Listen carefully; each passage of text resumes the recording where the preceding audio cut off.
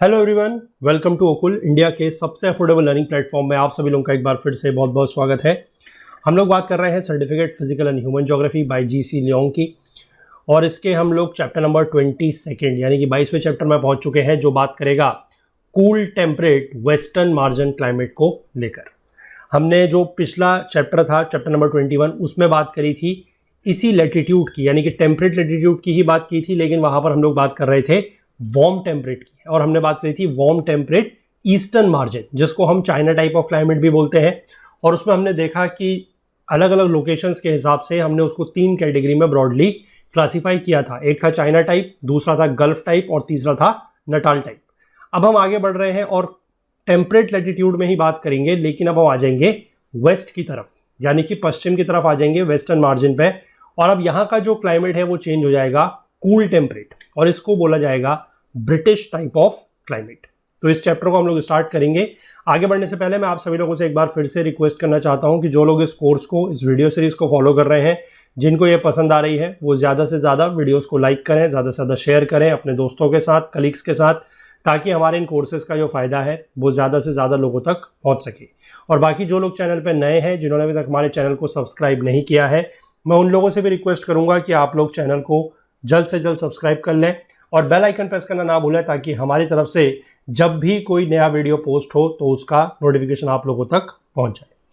इस पूरी की पूरी वीडियो सीरीज का जो फुल कोर्स है वो हमारी वेबसाइट पर अवेलेबल है, जहां पर आपको सारे के सारे वीडियोस मिल जाएंगे, क्योंकि यूट्यूब पर आपको पता है कि सारे वीडियोस नहीं मिल रहे हैं। पहले पार्ट के मिले थे, लेकिन इस पार्ट के नहीं मिल रहे हैं। उसके वीडियोस आपको सारे के सारे हमारे फुल कोर्स में मिल जाएंगे। उसका लिंक नीचे डिस्क्रिप्शन में दिया हुआ है, उसके थ्रू जाके आप लोग एनरोल कर सकते हैं। तो चलिए फिलहाल हम लोग जो है अपना डिस्कशन इस चैप्टर 21 को पार्ट 1 के साथ स्टार्ट करते हैं।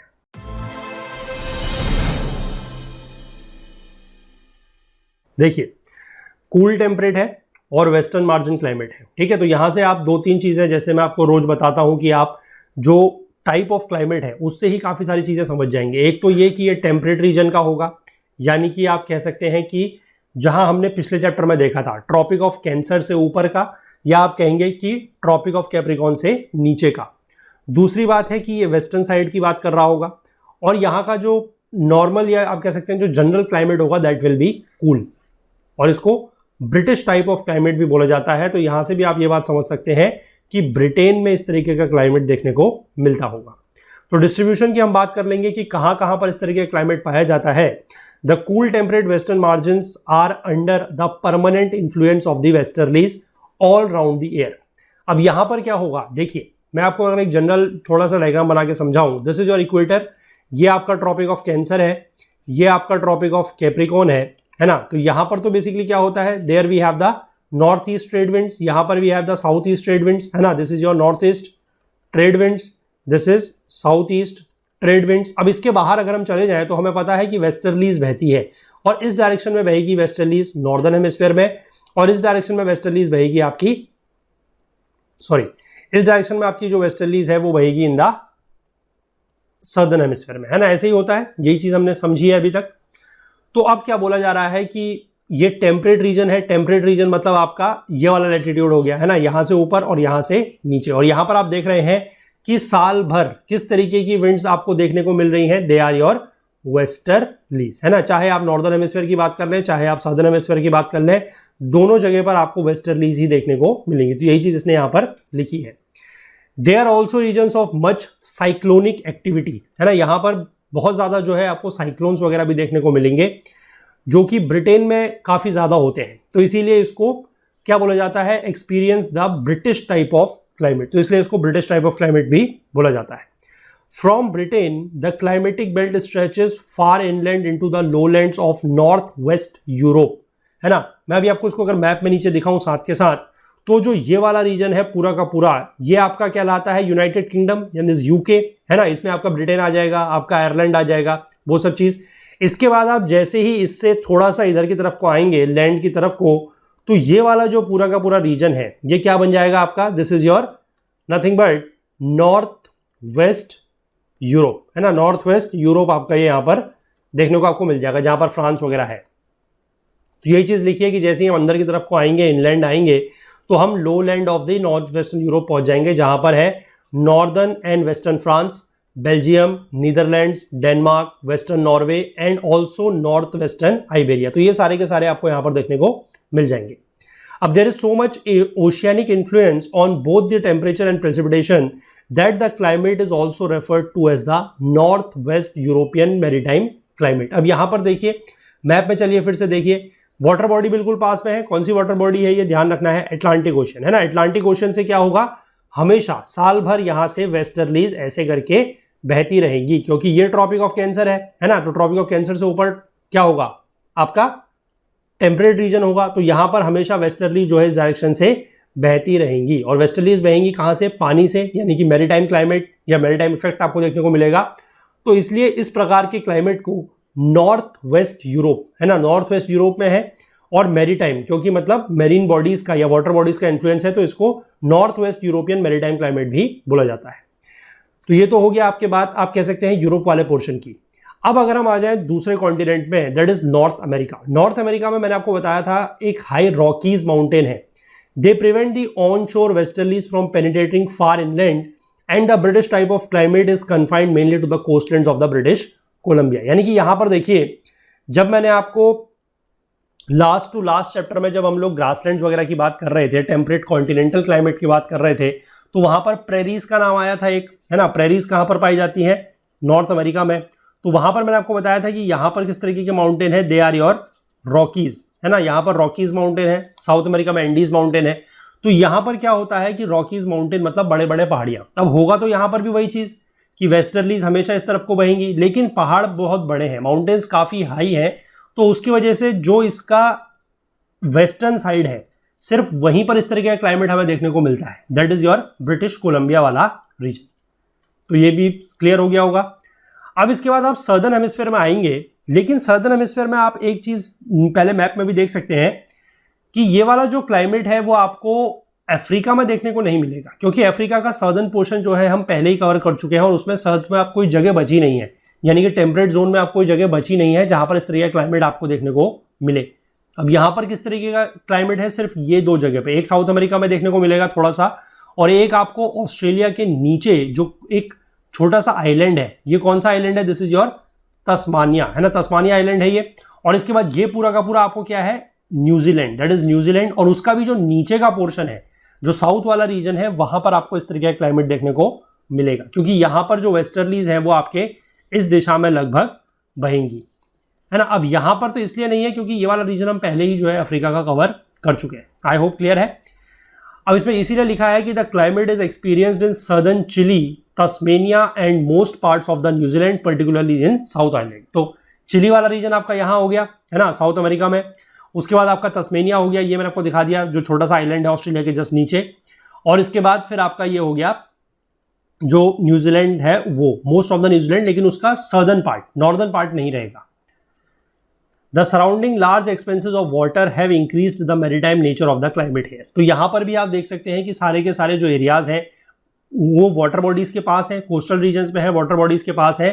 तो यहां पर भी मैरीटाइम इफेक्ट जो है वो देखने को मिलेगा। अब इतना ही पढ़ के जो हमने ये डिस्ट्रीब्यूशन पढ़ा और ये देखा कि मैरीटाइम इफेक्ट हर जगह पर देखने को मिलेगा, तो इससे अगर आप लोग जो है कंसेप्ट को पुराने रिलेट कर पाए, तो एक चीज तो यहीं से समझ गए आप।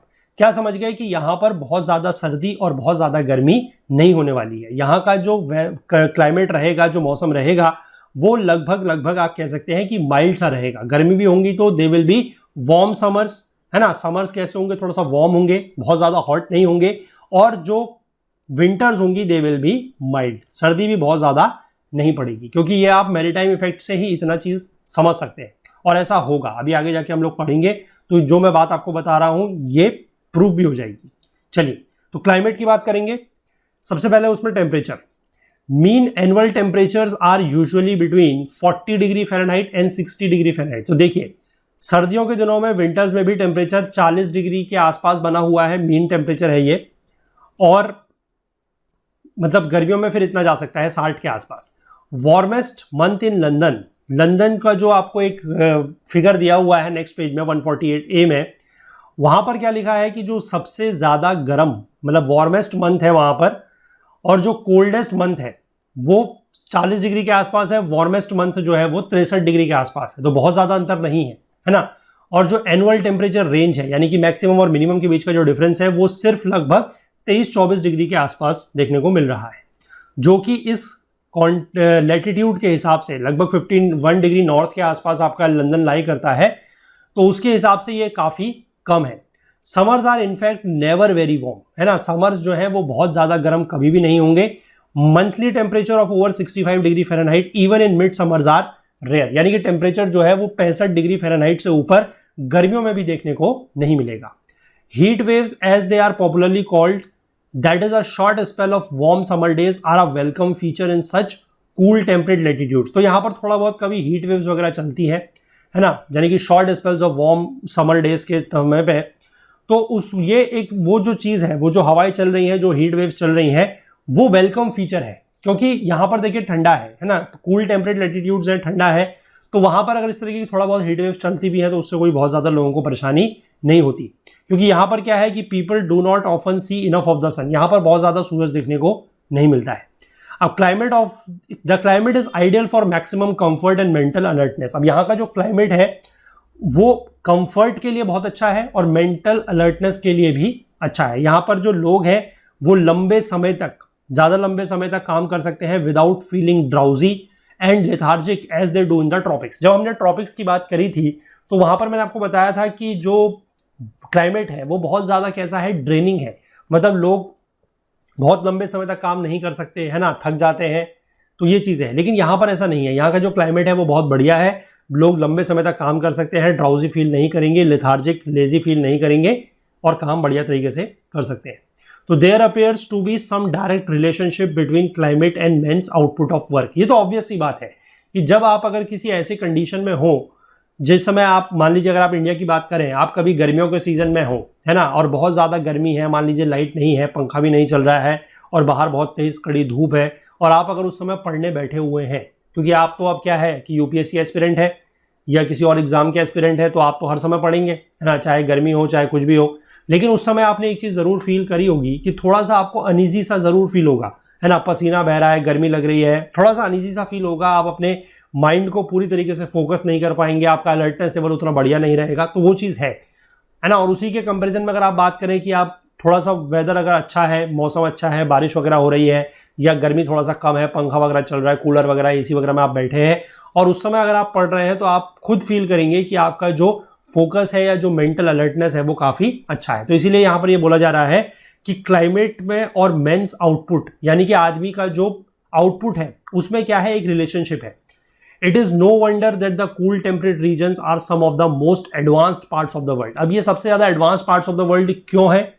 क्योंकि यहाँ का क्लाइमेट बहुत बढ़िया है, लोग जो है लंबे समय तक काम कर सकते हैं, थकते नहीं है, इसलिए यहाँ पर एडवांसमेंट्स काफी ज्यादा है। इसके बाद winters are abnormally mild, winters जो है वो यहाँ के माइल्ड है and no stations actually record mean January temperatures below freezing point in north western Europe. North west Europe में अगर आप देखेंगे तो वहां पर कोई भी ऐसी जगह नहीं है जहां पर जनवरी का टेम्परेचर बिलो फ्रीजिंग पॉइंट यानी कि 32 डिग्री फ़ारेनहाइट या 0 डिग्री सेल्सियस से नीचे चला जाए। अब ऐसा क्यों हो रहा है? This is attributable to the warming effect of the warm North Atlantic Drift, है ना, वहां पर नॉर्थ अटलांटिक ड्रिफ्ट होती है, हमने ओशन करंट्स वाले चैप्टर में पढ़ा है, और वो इक्वेटर से ऊपर की तरफ को जा रही है, तो इट इज वार्म, और उसकी वजह से, और साथ ही साथ यहाँ पर जो साउथ वेस्टर्लीज आ रही हैं, क्योंकि वेस्टर्लीज भी आपके नॉर्थ मोस्ट कहाँ से आएगी, नीचे की तरफ से आएगी, साउथ की तरफ से आएगी, है ना, इक्वेटर की तरफ से आएगी, तो वो भी थोड़ा सा गर्म रहती है, तो उसकी वजह से ठंडा यहाँ पर नहीं होता। It has been estimated that the marine stations of the region are almost 25 degree Fahrenheit warmer in January than the corresponding stations of the same latitude in the interior. ये तो ऑब्वियस सी बात है, जैसे जैसे हम लोग जमीन से पानी की तरफ को जाते जाएंगे तो टेम्परेचर बढ़ता जाएगा। तो यही चीज यहाँ पर लिखी है कि इंटीरियर के कंपैरिजन में अगर हम किसी ऐसी जगह की बात करते हैं जो मरीन है यानी कि वाटर बॉडी के पास है, तो उसका टेम्परेचर लगभग 25 डिग्री ज्यादा होगा। Night frost do occur and snow falls in winter too. अब यहाँ पर क्या हो रहा है कि रात के समय पर थोड़ा बहुत फ्रॉस्ट देखने को मिल रहा है, सर्दियों में थोड़ा बहुत स्नोफॉल भी हो रहा है। Sometime unusual cold spells caused by the invasion of cold polar continental air from the interiors may hit the western margins for a number of weeks। कभी कभी क्या है कि लैंड के इंटीरियर की तरफ से, क्योंकि देखिए टेम्परेट रीजन में हम आ चुके हैं, इसके ऊपर सीधे अब पोलर रीजन ही हमें देखने को मिलेगा, है ना। जब हम आर्कटिक सर्कल से ऊपर अगर की बात करें तो वहां पर हमें पोलर ही मिलेगा, और वहां की तरफ से क्या हो रही होगी, ठंडी हवा आ रही होगी। तो कभी कभी इस एरिया तक वो ठंडी हवा पहुंच जाती है, कुछ हफ्तों तक रहती है, बहुत ज्यादा नहीं रहती है। The climate of the maritime regions as a whole may be described as equable with moderately warm summers and fairly mild winters. देखिए मैंने आपको पहले ये चीज बता दी थी कि यहाँ के जो समर्स होंगे दे विल बी माइल्ड, है ना। माइल्ड कैसे होंगे, वार्म समर्स होंगे, मॉडरेटली वार्म, और विंटर जो है they are fairly mild winters. तो विंटर्स भी माइल्ड है और गर्मी भी, समर जो है वो भी वार्म है, हॉट समर्स नहीं है। अब इसके बाद एक यहाँ पर जगह का जिक्र और किया गया है, that is Hobart. Hobart is in Tasmania, है ना। वहां पर उसकी जो डेटा दिया गया है 148b में, उसमें क्या बोला है कि जो British type of climate in the southern hemisphere is even more equal. वहां पर जो है, ये जो हमने इक्वेबल की बात करी, इक्वेबल मतलब कि सर्दियों में सर्दी कम पड़ रही है, गर्मियों में गर्म कम पड़ रहा है, दोनों का जो टेम्परेचर रेंज है, या जो आप कहें जो एनुअल टेम्परेचर रेंज है वो कम है, that is known as equable temperature. अब यहां पर ऐसा क्यों हो रहा है, देखिए पहली बात तो यह है कि कॉन्टिनेंटल लैंड मास कम है, चाहे हम तस्मेनिया की बात करें, न्यूजीलैंड की बात करें, या फिर सर्दर्न चिली की बात करें। तो कॉन्टिनेंटल लैंड मास अगर कम होगा तो वहां पर एक्सट्रीम ऑफ टेम्परेचर तो नहीं हो सकता। क्यों? क्योंकि चारों तरफ पानी पानी है, तो एक्सट्रीम ऑफ टेम्परेचर कम होगा।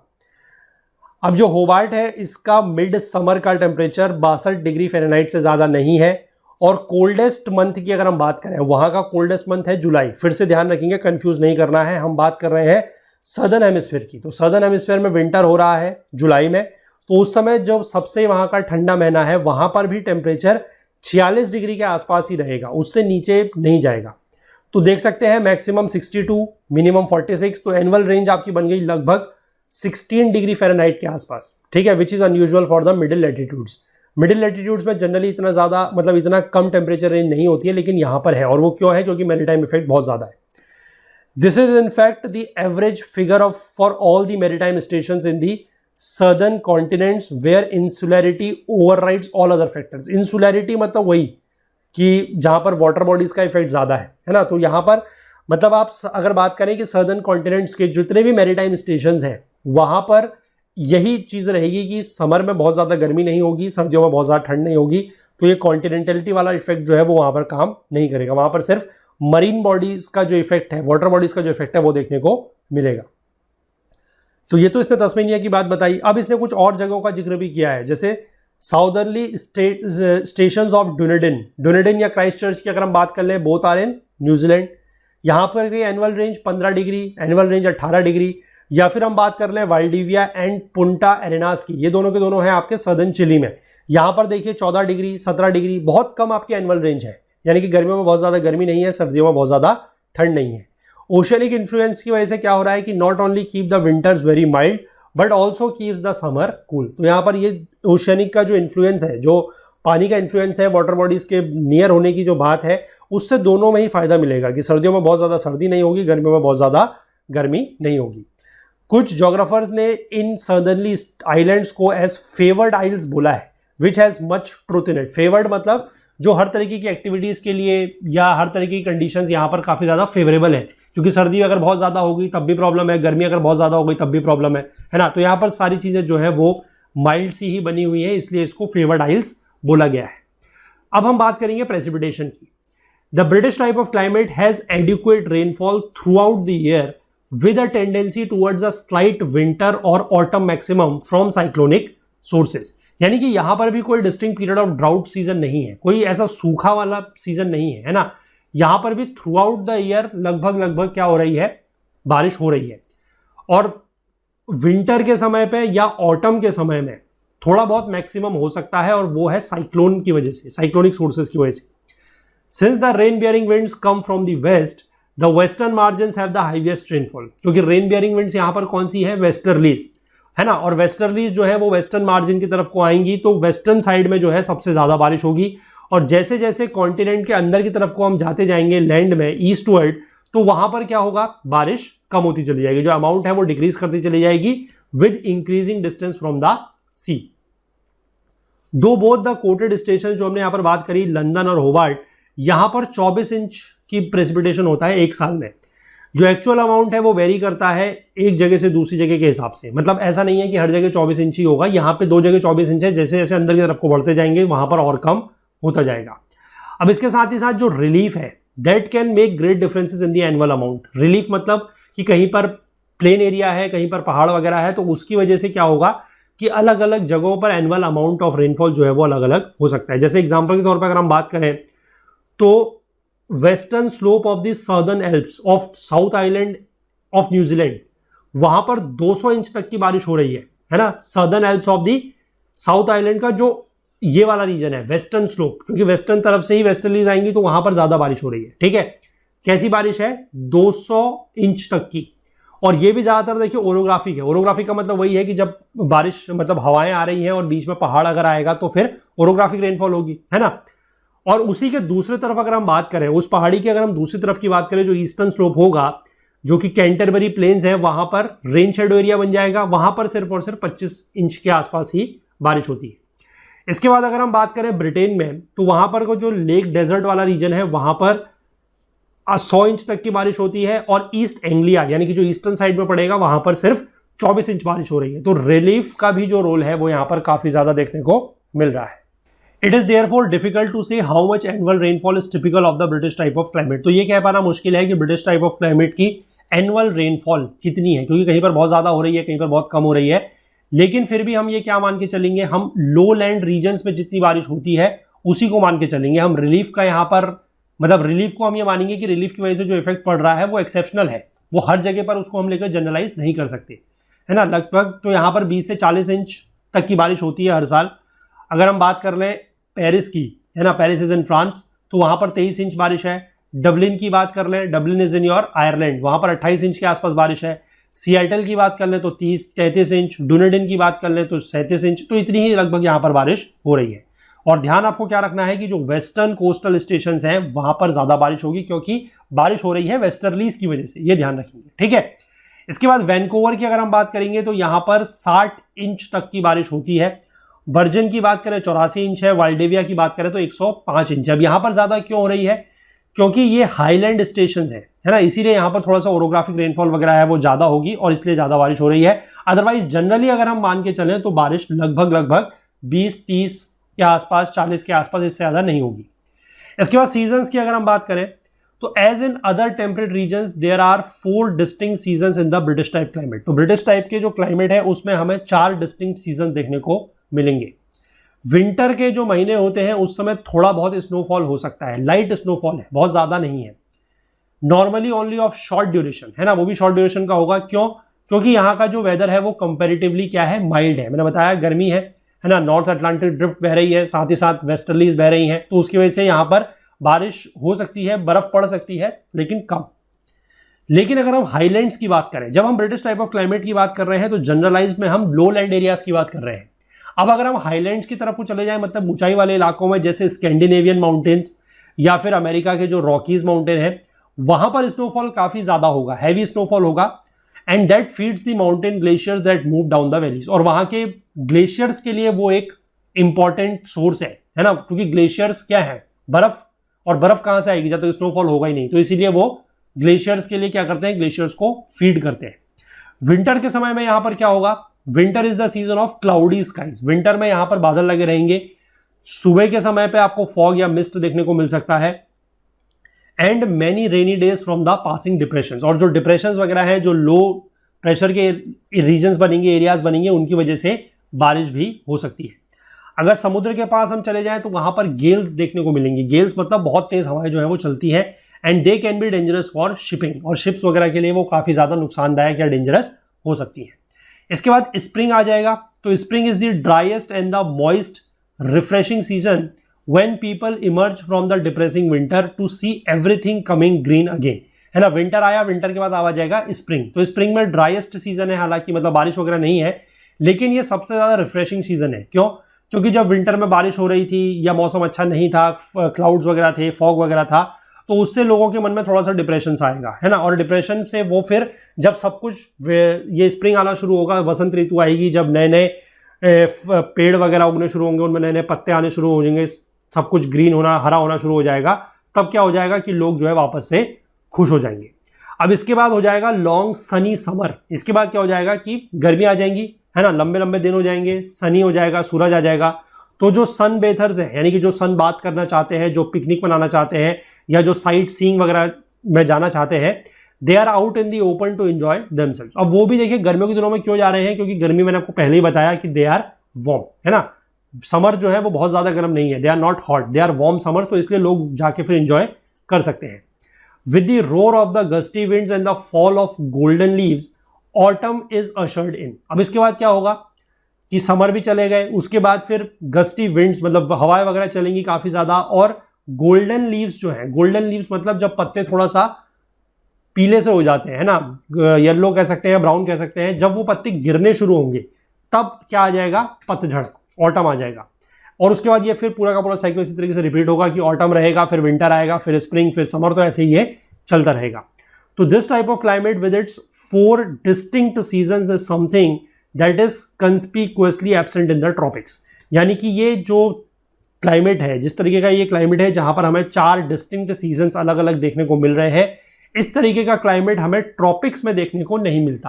ट्रॉपिक्स में या तो 2 ही तरीके का सीजन है ना, गर्मी हो रही है, बारिश हो रही है ना, समर्स में बारिश हो रही है, सर्दियों में ठंडा हो रहा है, उस समय बारिश नहीं है, ड्राई सीजन है। तो 2 तरीके के जनरली देखने को मिलते हैं, इस तरीके के 4 सीजन्स, डिस्टिंक्ट सीजन्स बिल्कुल देखने को नहीं मिलते हैं। तो आई होप कि ये पार्ट आपको समझ में आ गया होगा। इसमें हम लोगों ने डिस्ट्रीब्यूशन देख लिया है और क्लाइमेट देख लिया है, किसका, cool temperate western margin climate, जिसको हम ब्रिटिश टाइप ऑफ क्लाइमेट भी बोलते हैं। तो इस लेक्चर को हम लोग इतना ही रखेंगे। इसके आगे का जो पार्ट रहेगा जिसमें हम लोग नेचुरल वेजिटेशन की बात करेंगे, थोड़ा बहुत इकोनॉमिक डेवलपमेंट का भी एक पोर्शन लेंगे, और फिर उसके अगले लेक्चर में हम लोग इस चैप्टर को पूरा कंप्लीट कर लेंगे। तो कंटेंट रिलेटेड अगर आपको कोई भी डाउट है तो आप हमारा टेलीग्राम का ग्रुप ओकुल जीएस यूपीएससी डिस्कशन फोरम, इसको ज्वाइन कर सकते हैं। इसका लिंक आपको नीचे डिस्क्रिप्शन में मिल जाएगा, या फिर आप इसको टेलीग्राम में सर्च करके भी ज्वाइन कर सकते हैं। अगर आपको ये वीडियोस पसंद आ रहे हैं और आप फुल कोर्स में एनरोल करना चाहते हैं तो उसके लिए भी लिंक नीचे डिस्क्रिप्शन में दिया हुआ है, उसके थ्रू जाके आप लोग फुल कोर्स में एनरोल कर सकते हैं। अगर आपको कोर्स एक्सेस करने में, कोर्स को परचेस करने में कोई भी टेक्निकल क्वेरी आ रही है तो आप हमसे हमारी ओकुल हेल्प डेस्क की ईमेल आईडी support@okul.co पर कांटेक्ट कर सकते हैं।